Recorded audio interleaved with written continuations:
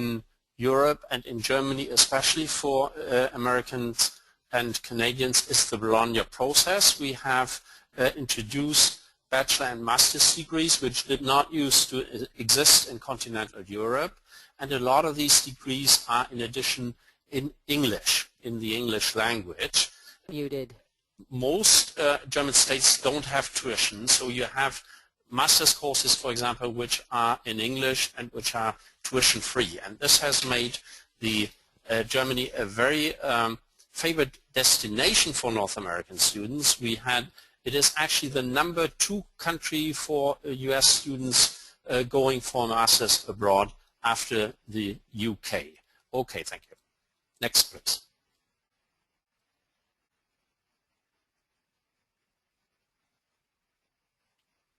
Okay, Peter, you take over, or whoever. Yeah. Yes. So hi. So Yes, Leslie, why don't you? Go ahead, Peter. Sorry. Oh yes. So thank you very much, Sebastian. We decided we're going to do sort of brief introduction, as Sebastian did, about Germany, about DAD, and we're going to take it from here and talk a bit about why Germany and some of the aspects of the German higher education system that be attractive to you. Britt, are you on the line with us? She's not. Okay, I'm going to just start. I'm trying. Can you hear me? Yes, we can. Actually, you're gone. Okay, so. There you go. Why don't you start then, Britt?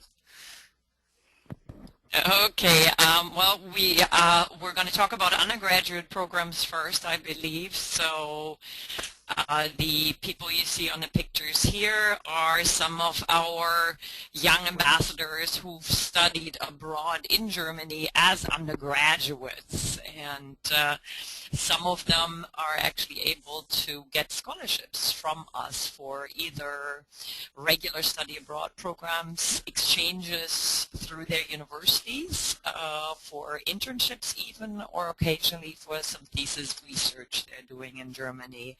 Our scholarships usually include a monthly stipend. They include health insurance. They give you a travel reimbursement, and there are some other little perks as well. The undergraduate scholarship, I believe, may be on another slide as well. Peter, if you go forward.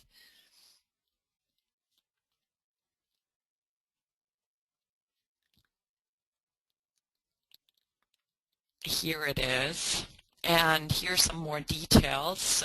You'll actually be receiving a monthly sum of 650 euros per month. Our scholarships are given for your living expenses only, so they're not meant to cover tuition or anything else you may incur. No tuition at your home universities or fees for study abroad programs, but they're basically for your rent and for your food and maybe travel and whatever else you may need. And most of our scholarship holders think that this is an appropriate amount. The undergraduate scholarship is also given to people who are studying abroad for a semester. However, most of our applicants are going for the full academic year. When you apply, you have to be a second year or third year student, so you'd be going abroad in your third or fourth year of college. There may be some exceptions, but we can clear those up via questions. One of those exceptions are our French Canadians who actually have another year of study at a different type of college before they enter the actual university. We have more than undergraduate scholarship, though, to offer for undergrads. For people who are pressed in time, they may apply for our summer course grants.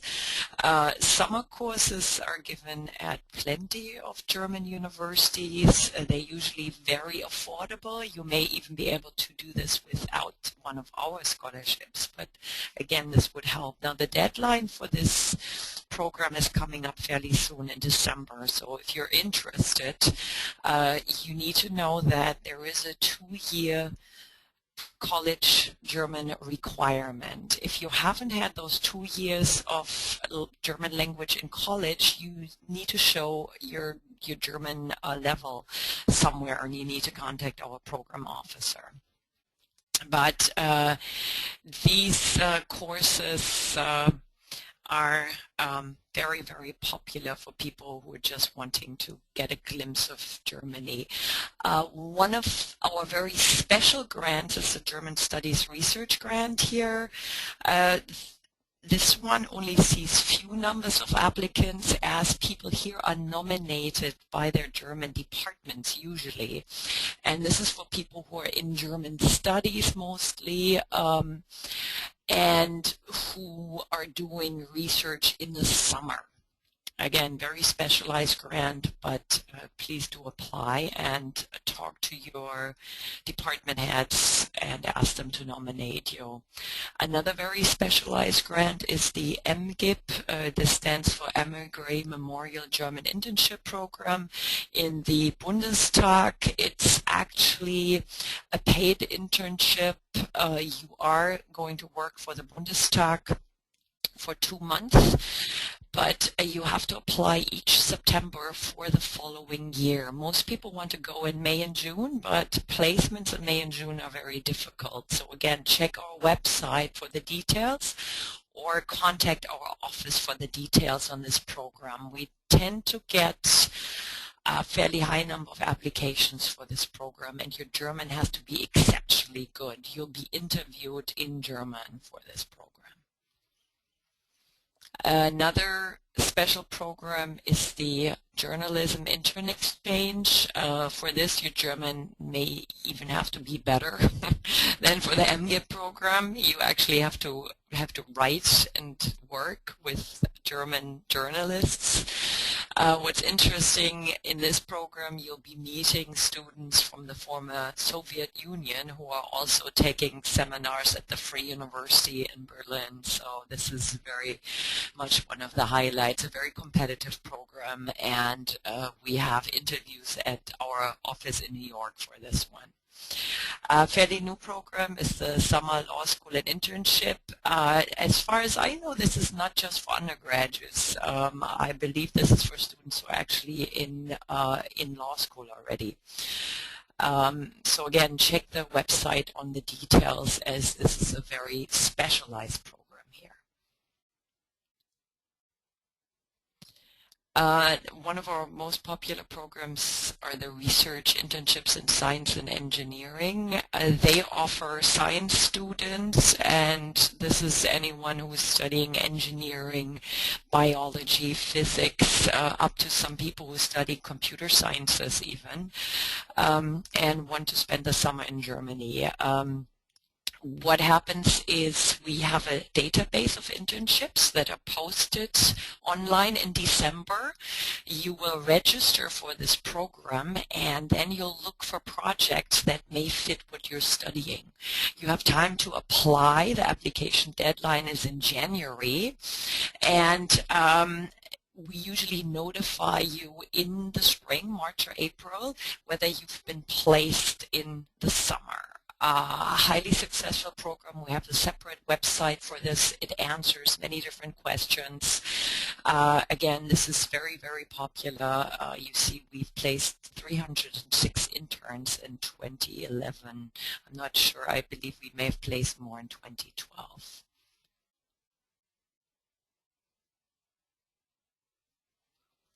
RISE Professional is for students who've already gone through the RISE, the regular RISE program, where they've interned with German PhD students and who are now interested in interning at German companies.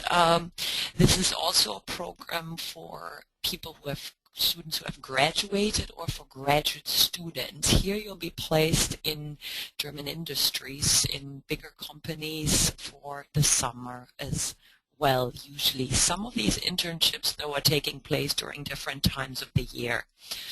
Again, RISE is very thoroughly covered on a separate website for RISE, where many, many questions are answered. The different tuition and the different scholarship payments are mentioned. The language courses are mentioned there. You can actually look at reports from people who've been on these RISE programs, so please do visit that site. And Britt, before you get to the next one, I just wanted to jump in real quickly. We're having a bunch of questions come in to the slides, and if they'll be shared afterwards, and they will be. I failed to mention that at the beginning, so I'm just going to take a moment real quickly to show you a little bit, or real quickly on our website. There we go. So. This is our website, and not only will we email all the slides out to you afterwards, but for the future you can always find information on webinars, the presentations that were given, plus videos once we upload those by going to our website, resources, events, and webinars. And that takes you to our webinar page, as you'll see here, where you can download the presentation. For example, the last webinar we did, that presentation is now available, and we're also working on getting the video up, which you won't need because you're attending today, but you can download the presentation that we're going through. And we are moving quickly, and that's because this is a very general presentation. We're covering all of our funding programs from undergraduates through faculty. So we apologize for moving quickly like we are, but it is so that we get through everything, and we already see a lot of questions coming in, so that's great, and I think we'll have a very dynamic Q&A session. And we're more than happy to go over a little bit past the allotted 1 hour to get all your questions answered. So thanks for letting me break in there, so I'm going to hand the presentation back over to New York. So Britt, if you want to keep going, Peter, if you want to go on the slides there, we're at the study and internship program. Yes, this is another very specialized small program, and as far as I've heard, there may be some changes, meaning there may actually be more and shorter programs available from the universities of applied sciences. But these special German schools are actually known for their focus on applied science, meaning a lot of engineering is being taught there. And if you're getting one of their scholarships, you'll be doing a semester of coursework, but you'll also be doing an internship. This is a very unique opportunity, and their deadline is a little bit later than our undergraduate scholarship. It comes up in the middle of February. So please double check our website. You'll find a link there that leads you directly to the universities of applied science that participate in this particular program for more details and new program opportunities as well.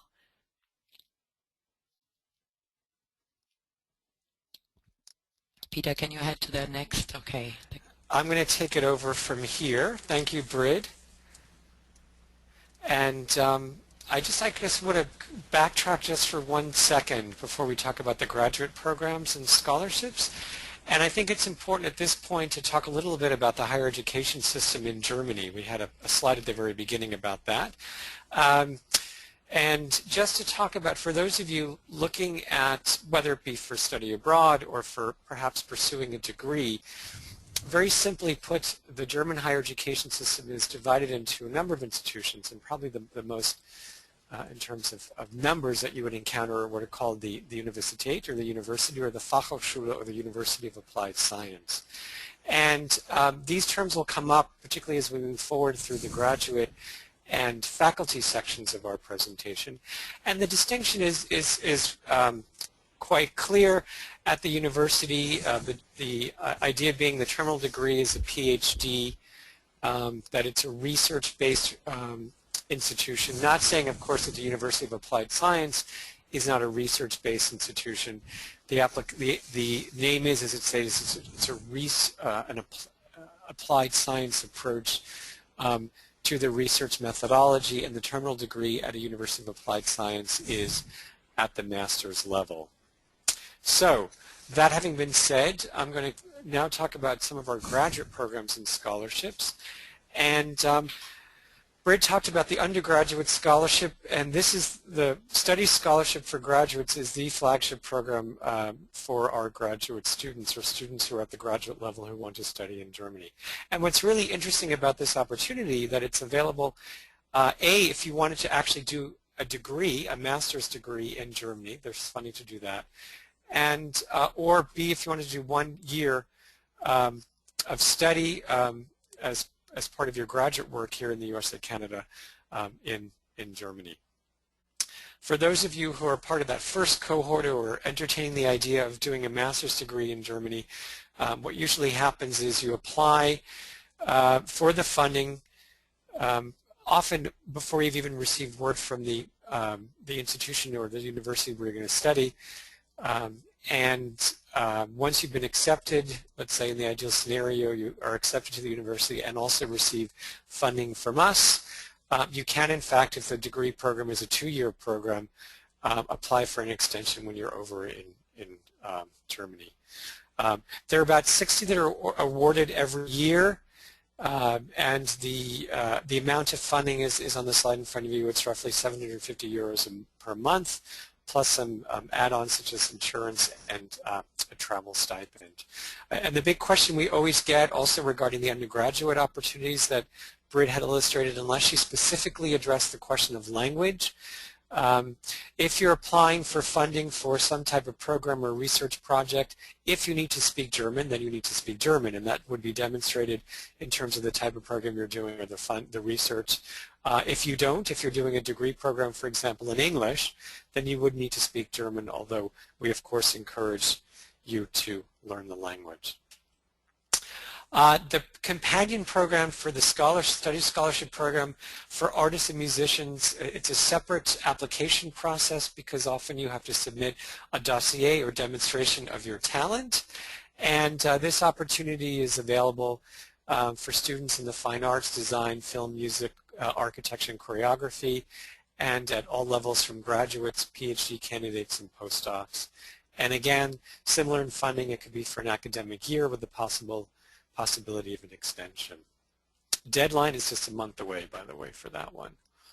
Also interesting for those of you who are graduate students and are PhD candidates actually and postdocs, that there is funding available. This is not part of the study scholarship, but separate funding available for either short-term or long-term research in Germany, short-term defined as being less than 6 months.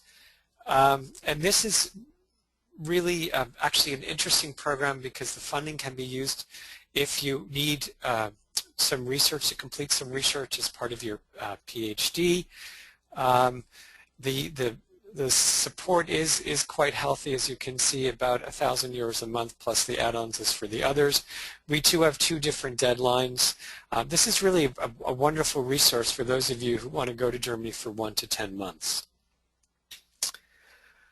RISE Professional, Britt has already addressed for the undergraduate student population, but this is applicable to the graduate students as well. And so I'm not going to reiterate, but just to say it's really a fantastic opportunity for those of you in science and engineering who are looking for practical experience. In this case, it would be at a German company where you actually get a stipend to do an internship. And again, the language requirement depends on the internship that you are applying for.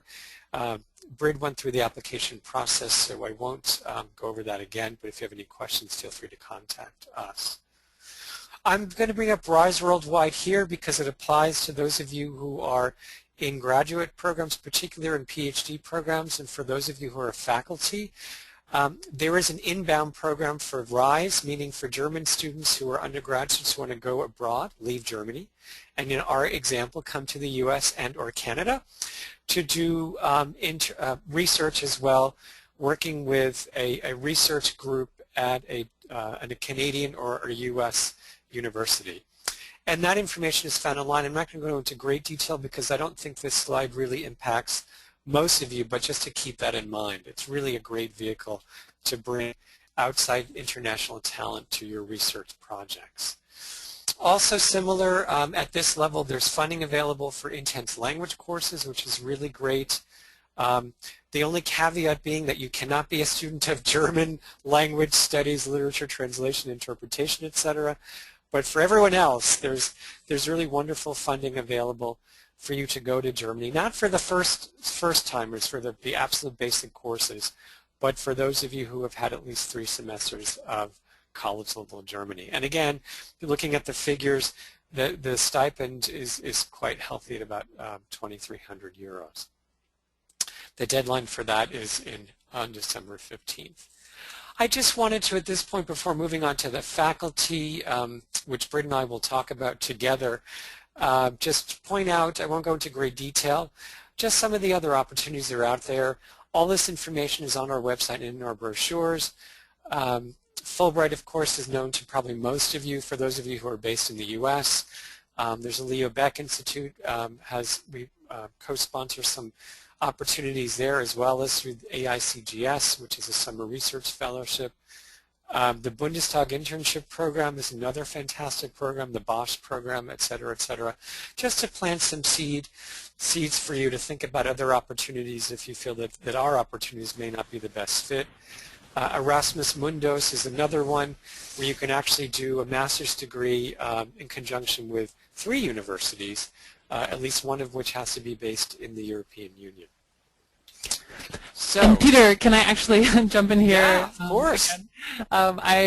We've been having a few questions coming in. It's a common question, and that is about finding the program. So what we're talking about here is the funding programs, and it's important that for most of them, with the exception of something like RISE, you have to find your own study course. So at the undergraduate level, whether that's going through your study abroad program at your school or breaking out on your own and directly matriculating into a German university, up to at the graduate level applying for a master's program in Germany or seeking a research partner in Germany. All of that, the actual program you're doing is something that you do on your own, and the funding with us is something you apply for ahead of time. So if you should be seeing this great site here called Study in Germany, and this is an excellent way for you to seek out programs of your choice. So if you're looking to do a master's degree in Germany, we had someone, for example, that said they were interested in doing linguistics, and you just click the master's degree, you write in linguistics, click go, and then it spits out a whole host of degree programs that are offered in linguistics in Germany, for example. So this is a great site to play around, and then you can see there's 132 results. You can just click on it, and then it gives you an overview, shows details about admission, deadlines and dates, etc. So when you're applying for our grants, you're doing it usually quite ahead of time when you're actually applying to a degree program. We understand that. For those of you that are seeking out research opportunities, that's something you'll also need to do on your own, and with your application, submit a letter of invitation. But for those of you looking for a study course, studyin.de is the place to go.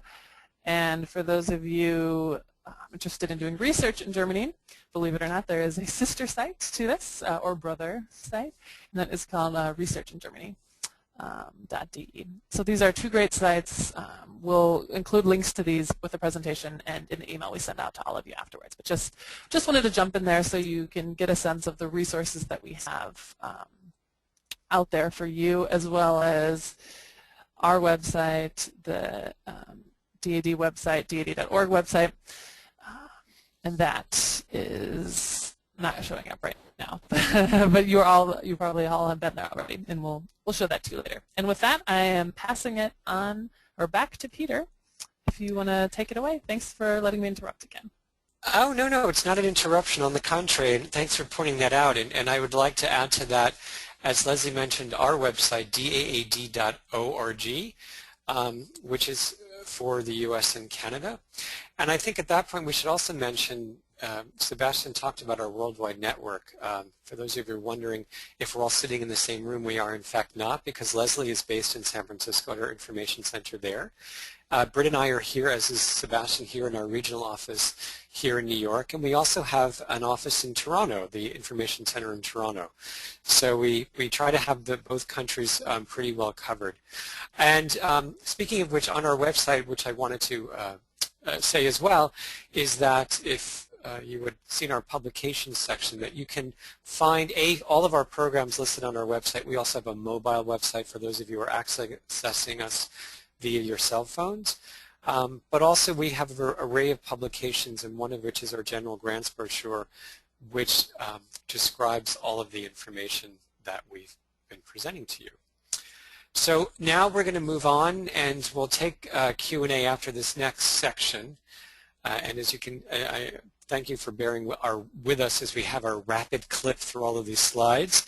We're just trying to cover all bases here. So we're launching now into a group of opportunities for those of you who are on faculty, because there are opportunities for you as well as a faculty member that you can offer your students. So Britt, I think you're going to take the first two programs here if you'd like to start. There you go. Okay, yes, hi everybody. Well, we have a program for faculty members from Germany who are coming to the US. So universities who are interested in hosting a German guest lecturer should actually get in touch with us, because this is a process that's shared with our German office who are selecting those lecturers. But some of the terms of award and the requirements are posted right here on the site. So we usually recommend that universities who are interested in these lecturers and don't really know where to find them, they can also get in touch with us, and we'll try to help them secure a lectureship if possible. There is a program that goes the opposite way. We have North American professors who may have colleagues in Germany that want to invite them. Now, in this case, the German institution actually has to make the start, and they actually connect with our German office, DAAD in Bonn, which is a rather large office. And then eventually the applications from the particular professor will be required. But again, this is something that's initiated by the German host institution. So if you're a faculty member, you're interested in teaching in Germany, you need to find a contact, a host institution first, and we can certainly help you with that. And then they will need to show their interest in inviting you, and you will be teaching, and you will have a required amount of hours that you'll be teaching in this program. And I think yeah, do you want to talk about it? Great. The next program here is actually the program I administer. It's the research grant for professors and professors who are teaching here in the U.S. who want to visit Germany for anywhere from 1 to 3 months, who want to do you know, either finish a book, who want to work with colleagues in labs. All fields are actually accepted in this program. The terms of award have actually gone up, so our scholarships are fairly generous at this point. You'll find more information, and you'll find the download for the application form on our website. The next deadline is coming up soon. It's October 15th, and if you'd like to go to Germany from October next spring, you'll have to apply October 15th. You can start your scholarship on March 15th. Thank you. And the next opportunity we want to talk about for those of you faculty members who would like to take a group of your own students to Germany to explore a certain topic, usually in conjunction with an institution in Germany, there's funding to do so, and that's called the group study visit. And what's interesting about that is that you can apply for up to about 9,600 euros as seed money to get this program off the ground, which should last about 7 to 12 days and encompass a group of 10 to 15 students.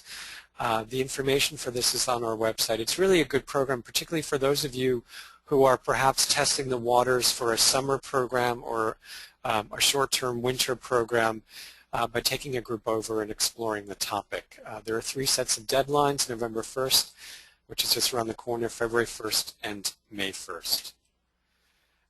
Just to go over some of the other programs for faculty that are listed here, I'm going to probably focus a bit more on Germany Today and DAAD Science Tour, which are bulleted on the slide in front of you. Germany Today is really a great visit for those of you who are administrators or faculty or I should say, for you to learn about German higher education in the European context. It's a group of administrators and faculty members who go to Germany usually in May or June to spend a couple of weeks visiting a number of cities from Brussels to Berlin to Bonn, Munich, etc., looking at, as I said, German higher education and research. The nice thing about that program is you fund the transatlantic costs, and once you're on the ground, we take care of the rest. And similarly, the DAAD Science Tour is a tour that happens every December, and every year the topic changes. The deadline is just passed for this December, so I'm not going to bring that up, but just keep it in mind for a year from now. And that theme changes every year. It could be anything from engineering to chemistry to physics, etc., and the focus on that is looking at how research and research collaboration and education are addressed in that specific scientific discipline. Some of the opportunities were illustrated, like, for example, the Learning German in Germany apply to you as well, the research fellowships for AICGS as well. And bringing up again a point that came up before is the conference funding in German studies, which is very interesting for those of you faculty members who are involved in German studies. And again, for the German studies crowd listening to us, there is also a really fascinating program that comes out. The theme changes every year in conjunction with Cornell University in Ithaca, New York. So Brid, since you do manage quite a few of the scholarship programs directly, perhaps you can give some tips to our audience, whether they're advising or applying themselves, for a successful application. Yeah, well, it's hard for us to say whether you'll be successful or not, even when we have your application in front of us, as our selection committees are independent committees comprised of academics and occasionally some study abroad experts, but it's mostly professors in the particular fields that the applications are coming in that are making those decisions.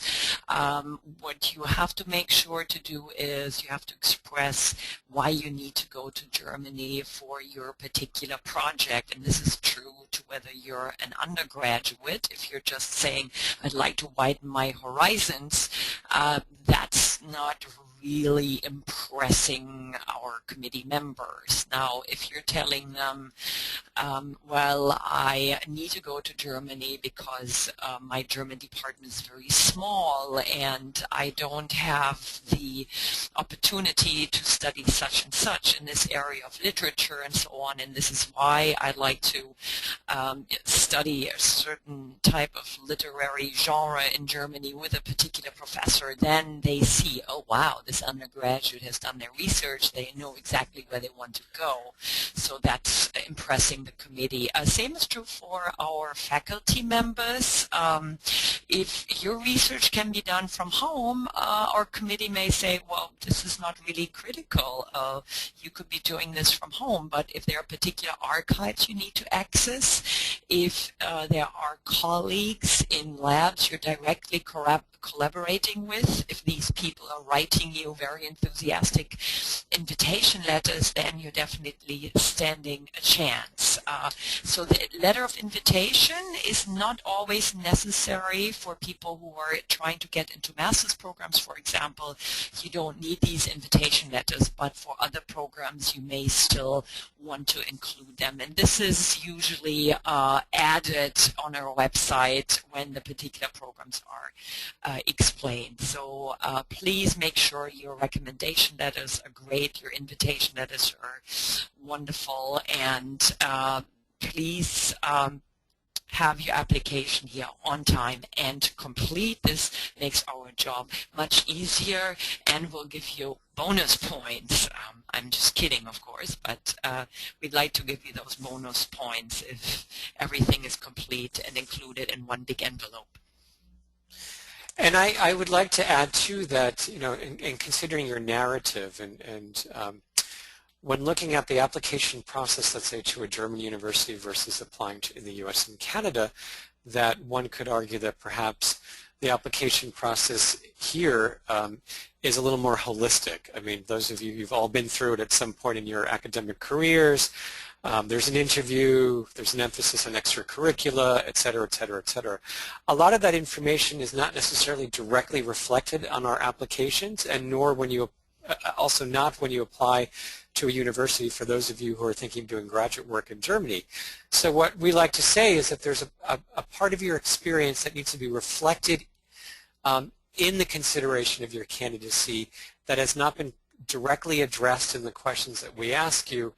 Please put that information in your essay because you will be looked at and judged by a group of faculty members from the US, Canada, and Germany who represent all of the disciplines from which the applications are coming. And so put that in, whatever you think is important, not just in terms of validating, justifying, and demonstrating why this experience is necessary and important for your academic or whatever career you choose to take, but also in terms of who you are as a person, how you've come to that point, and how that's going to help you evolve further. But don't mention the girlfriend in Germany. No. Yes. Oh, no, that's a good point. And it's amazing how often that comes up. It has happened. There are two. I think, at this point we can probably move into some questions. Yeah, I actually have a great one to piggyback on what you just said. And that is, we had a number of people ask about what the letter should be like, what the study proposal should be like, and I think you did a good job of answering that. The other question we get a lot is how competitive the different grants are, and that's sort of a complex question. It depends on the program, it depends on the year, but we like to keep the acceptance ratio at or better than 1 in 5. Sometimes it's 1 in 6. The exception is with RISE. The RISE program has been very, very popular, exploding in the application numbers the last few years. So that this year I believe was around 1 in 7, 1 in 8. So RISE is becoming much more selective, and the other grants we work hard to try to keep the ratio at about 1 in 5. I don't know if Peter or Britt want to comment on that before we move to the official Q&A. Yes, the chances in the undergraduate program are even better. We try to keep the ratio at 1 in 4, and depending on the number of applications, we've had a ratio of 1 in 3, 3.5 or whatnot. So it's actually a good amount of scholarships we have for this program, and they haven't been going down. So this is definitely a good startup scholarship when you're an undergraduate. And for the faculty members, we're also not as competitive as the National Science Foundation, so please keep that in mind. And our applications are not as as long and as exhaustive as they tend to be. They're fairly short and down to the point. But of course, you'll only be funded for 1 to 3 months, and you're not getting that much money from us, but for a lot of people it suffices perfectly. And Britt, can you say anything about the group study visit grant? Do you know the acceptance ratio for that? No, I don't. Okay, I didn't know. Because that's I know that's not your program, but I think that number varies from year to year, and sometimes it's been sort of dramatically competitive. In other years we've had fewer applications. They're always very high quality applications. So I think 1 in 4 is, sometimes it's 1 in 3, sometimes it's 1 in 5. That seems to be what I've noticed. Great. Did I cut you off before on something else, Peter? I thought I might have. No, it's okay. What I wanted to add was, since Britt brought up RISE as being, or maybe that was you, Leslie, as being one of our most competitive programs, which it is, but what we try to say is when you're applying for an internship, and Britt described the process, that it's an online process. There's a database that opens, goes live, as it were, in December. This is for RISE and for RISE Professional. And what we try to say is that really you're trying to find a good match for what experience you have. And the idea is that you should think about applying, okay, there's always that dream internship. Yes, there's one of your 3 right there. But the other 2 should really be for ones that are much more grounded, really reflect who you are as a candidate and what you have done. and you'd be surprised. You'd probably find a good fit. And it may not be at the named, in terms of recognition institute in the largest city in Germany. It could be a much smaller company in a rural part of the country where you will be the superstar because you're the only intern there. So there's a way to sort of go around it and try to improve your chances by thinking outside the box when you're applying. That's what I wanted to say. And I saw there were a couple of questions about age and nationality, and maybe I'll just address those collectively. Most of our scholarships do not have age requirements, but check the website for the particular funding opportunity just to be safe, because we're not going to cover all of them right now.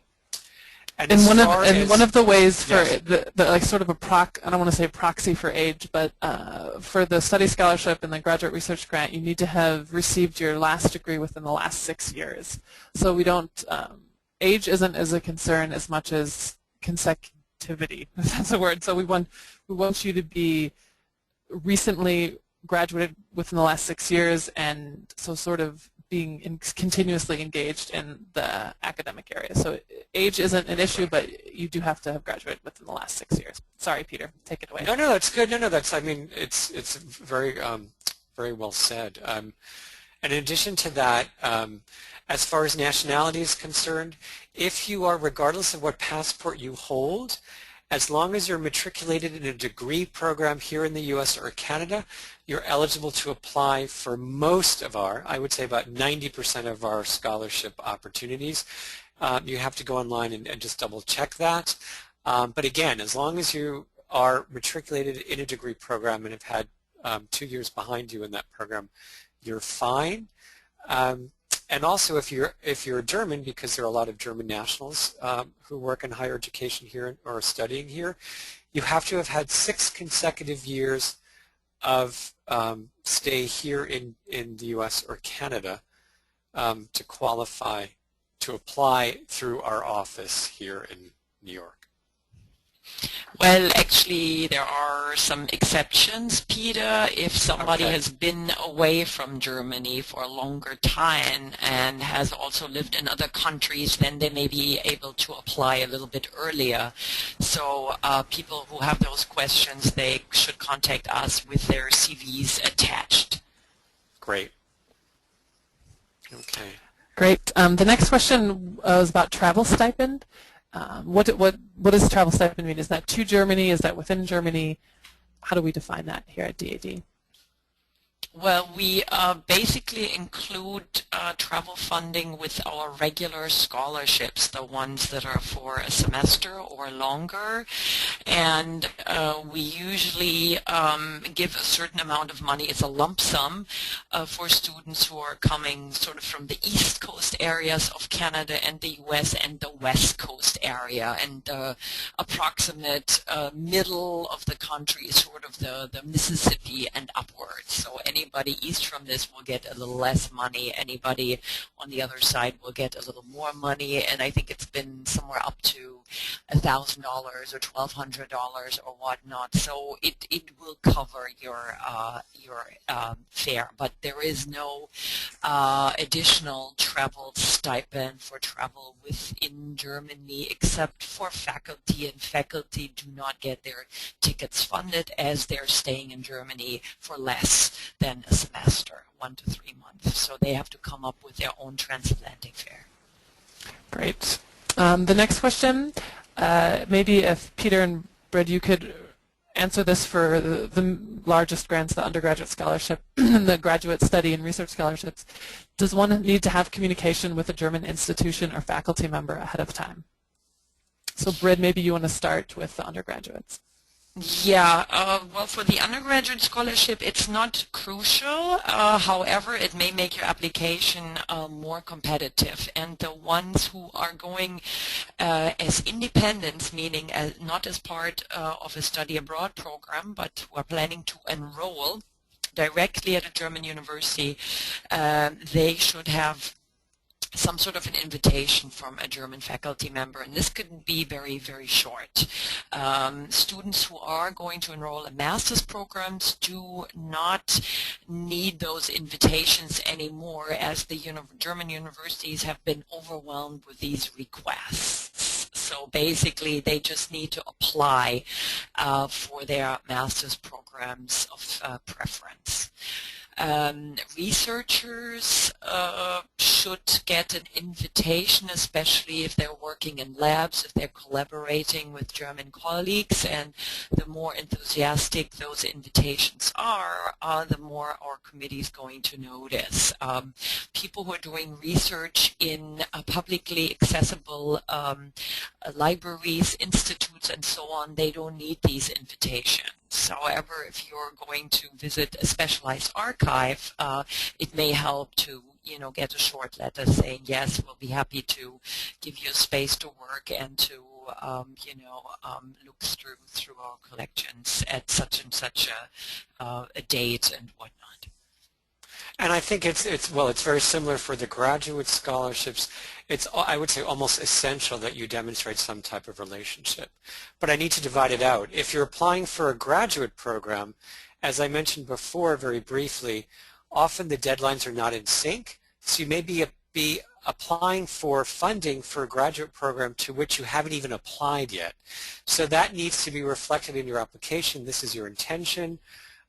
You could even provide some supporting documentation about what that program is, and say that this is when you intend to apply. We understand, because of the differing deadlines, that we will award you the funding, but you won't actually get the funding if you have not been accepted to the program to which you have referred in your application.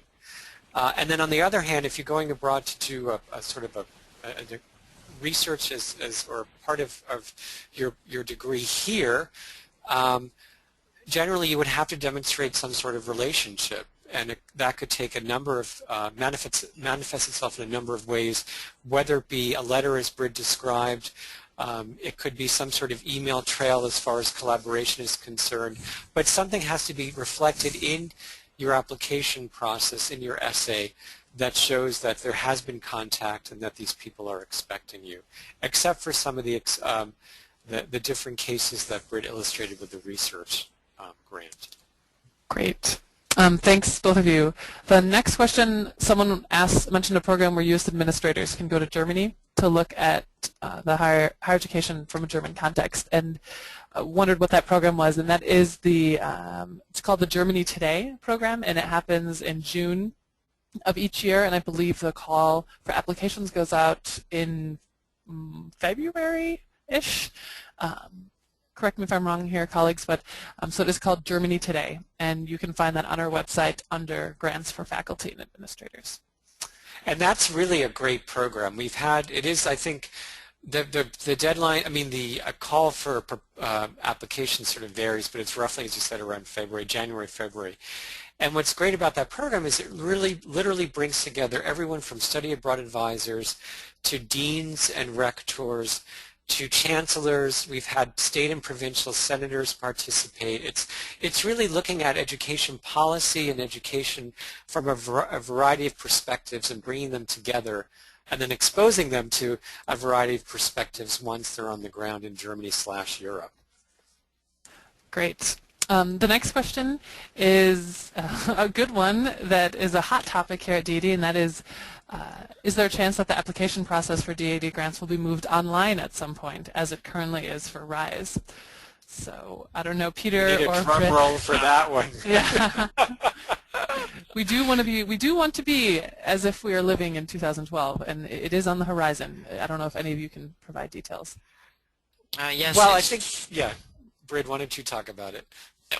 Well, yeah, it's an interesting topic. Of course, Germans are very sensitive regarding data privacy, and that's why sometimes it may take us a bit longer to make things safe and secure via the internet. So the DAAD has been working on this. This fall, the applicants from Germany trying to go abroad are going to apply online, and after that the U.S. and all other offices are going to be phased into this program. Now we are thinking that maybe some of our faculty members next year in the summer, in May, may be able to apply online sort of as a pilot project for our office to see how this whole process goes. But I would be very careful. So please, check our website first, and we'll have updates there as to how this goes. As of course, these things need to be running smoothly. Great. Well, Thanks. in particular, if you think about looking at the figures that Sebastian cited at the very beginning of this presentation, if you're funding over 100,000 people coming to and from every country on the planet, as Britt says, you really have to iron out all the details. But the positive thing is that the RISE and RISE professional applications are all online. So we do have one major program that's online and has been since the get-go. So. Great. The next question is about letters of recommendation. Do those need to come from professors and academics, or can they come from employers? So perhaps it should be from academics. Yeah. Yep. Yes, they should be from professors, and the higher up a professor in the hierarchy, the better. Meaning, your department chair letter is certainly very much appreciated and noticed. If, of course, you're studying economics or something where you're sitting in large classes and you're being taught by teaching assistants, then you may hand a letter by a TA in, but we ask that the professor co-sign the letter. We do occasionally accept letters from employers, but this is pretty much only true for the MGIP Bundestags program, not so much for our scholarship program. There should be academic recommendation letters. Great. Thank you. The next question is one we commonly get about timing, and I think this is going to go to you again, Britt. So this student is graduating in December as an undergraduate, so we'll graduate in December and wants to do something, an internship or research in Germany during the spring. So what is that student eligible for? Because they're going to be graduating in December but already want to go this spring as a graduate student. So to me it sounds like one of the timing black holes. I don't know, Britt, if you want to expound. Yes. I'm trying to think, but they wouldn't be eligible for the undergraduate scholarship. They may possibly be eligible for RISE Professional, but of course the deadline to apply for RISE is the end of January, and they usually won't be notified until the spring, so that would rule anything out. If you are applying for our graduate program, meaning for the year of study for a master's program in Germany, you always apply in November. You're going to be notified the following spring, and you can go abroad in the fall. So this is indeed a black hole in terms of timing. Yeah, I think one of the big challenges is that even if students that are undergraduates, for example, that want to go abroad in the spring, need to have applied an entire year ahead of time, just like for our study. Yeah, pretty much a year and a half. Yeah, a year and a half, right. So it can be a challenge on timing, but that is how it is. With a nationally competitive grant like this, there's a lot of lead time that has to be built into the process.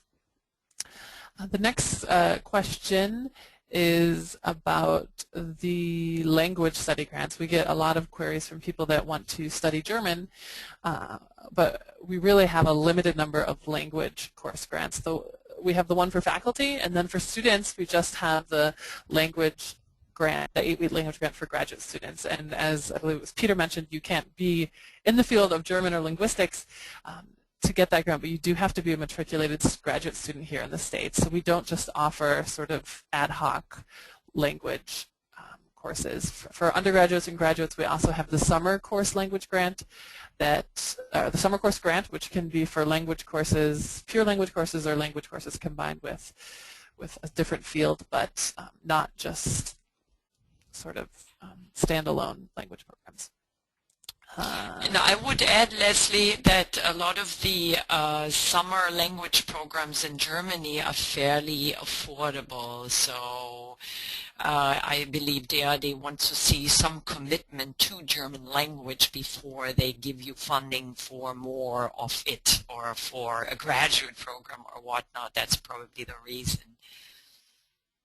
And for those of you who are interested in RISE or RISE Professional, there is a small scholarship available to help you take some very basic language classes for a couple of weeks before your internship starts. So that's another avenue for those of you in the disciplines that are addressed by RISE, which are chemistry, physics, biology, geology/earth science, and engineering. Great, thank you.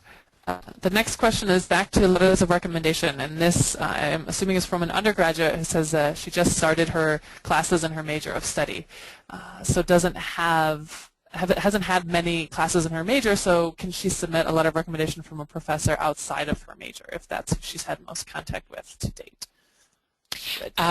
Yes, we usually ask for 2 letters of recommendation for the undergraduate program. So we tell you, if possible, submit a letter in your major and your minor. So you can submit 2 letters. You may want to try to maybe get an appointment with a professor in your major, even if you haven't had classes, and you'll find that a lot of these professors are actually interested in you and in what you're planning to do. So what you can do is just show them your transcripts and explain your plans to them, and maybe they'll be writing a recommendation letter to you anyways. But if you can't obtain any other letters, please submit the ones by professors that know you well. Great, thank you. And with that, I want to call out everyone their last chance to submit a question. There's a few of you that we answered privately, so if you didn't get your question answered, check your chat box. Our colleague Jane in New York has been furiously answering one-on-one questions as well. So do check that if you haven't heard from us. So I'll just sort of glance at our question board here. If there's any other questions that have come through, looks like we're good. So with that, I want to say thank you to all of you for participating. We had over 40 attendees, so a lot of you sending your questions in. We hope that this leads to more students and faculty applying for our grants. A huge thank you to Sebastian Formek, the director of the New York office, for his introduction, to Brid and to Peter there in New York for expertly whizzing through a lot of information. So thanks to all of you for that. Thank you, Leslie. I don't know, any final words from New York? I would just say hopefully what we've said will encourage you and not dissuade you. If you have any hesitation or any questions, please contact us. We're not just representing our opportunities to get to Germany, but we try to represent as many opportunities as possible. So there are many avenues and vehicles out there that will get you there. We just want you to go to Germany. So hopefully we can make that possible, but by all means, many of our colleagues in the partner organizations are willing to help you get there as well. So consider us a resource for you, even if you're not going to apply for funding. And by all means, look at those fantastic websites that Leslie mentioned, the Study in Germany and Research in Germany websites. Thanks. Thank you. Thank you, everyone. Have a great start to the week.